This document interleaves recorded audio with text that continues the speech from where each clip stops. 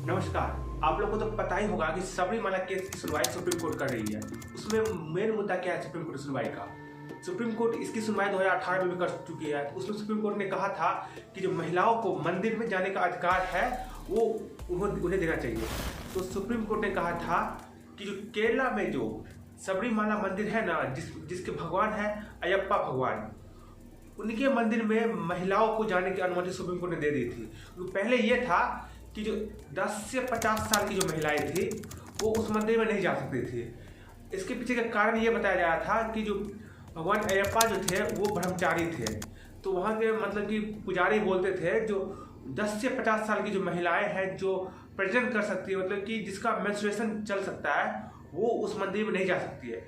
तो फिर बाद में सुप्रीम कोर्ट ने इस निर्णय को तोड़ दिया, बोला कि नहीं, महिलाएं जा सकती है। कि महिलाओं को मंदिर में जाने का अधिकार है तो वो उन्हें देना चाहिए।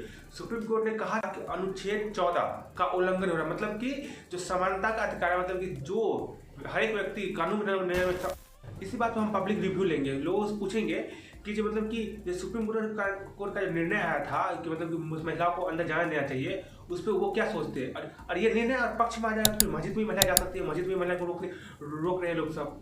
इसी बात में सब।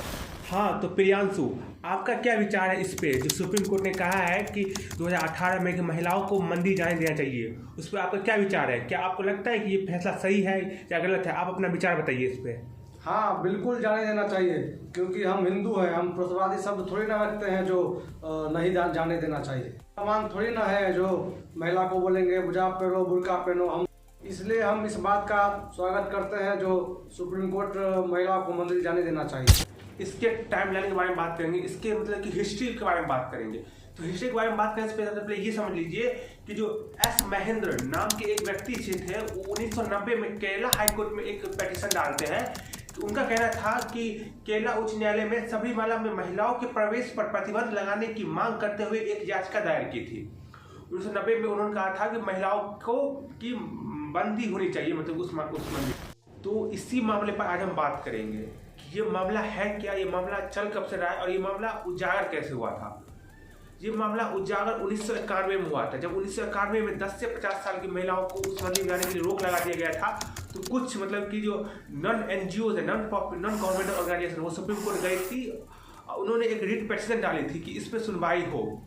फिर बाद में 2006 में इन्होंने पिटीशन डाला था सुप्रीम कोर्ट में कि इस पर सुनवाई हो। तो बाद में 2018 हुई। 2018 में सुप्रीम कोर्ट ने एक ऐतिहासिक फैसला दिया। उसमें 5 न्यायाधीशों की पीठ ने 4-1 से बहुमत से इस प्रतिबंध को हटा दिया। फैसला में यह कहा गया था कि अदालत ने इस प्रथा को असंवैधानिक घोषित किया है, जो अनुच्छेद 14 समानता का अधिकार और अनुच्छेद 15 धार्मिक स्वतंत्रता का उल्लंघन मानता है। सुप्रीम कोर्ट ने इसके इजाजत दे दी थी। इजाजत देने के बाद कुछ महिलाएं हेवी सिक्योरिटी में मतलब उस मंदिर गई भी, पूजा पाठ की भी। लेकिन बाद में जब ये 2018 में जो आदेश आया था, तो इस आदेश के मतलब कि विपरीत जो मतलब 60 से 65 जो था वो रिट पिटीशन दायर हुई। उसने कहा कि सुप्रीम कोर्ट को अपने दिए गए आदेशों पर पुनर्विचार करना चाहिए। तो उस समय के जो न्यायाधीश थे, वो अगर ये फैसला मतलब कि महिलाओं के पक्ष में आ गया तो क्या होगा?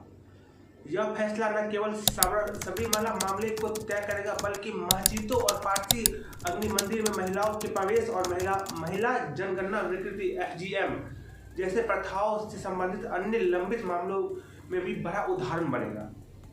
और उन्होंने मंदिर पक्ष ने यह भी कहा कि ये मतलब कि एसेंशियल लीगल प्रैक्टिस है, इसमें अदालतों को हस्तक्षेप नहीं करना चाहिए, मतलब अदालत को अपना टांग नहीं हराना चाहिए इसमें। ये हम इसमें कुछ जो अलग अलग लॉयर्स थे, अलग अलग पार्टी के थे, मतलब मंदिर पार्टी के लॉयर थे, सेंट्रल गवर्नमेंट के लॉयर थे, हिंदू कम्युनिटी के लॉयर थे, हिंदू मतलब कि फिर वुमेन लॉयर्स थे। उसके बाद कुछ आर्ग्यूमेंट के बारे में पढ़ते हैं।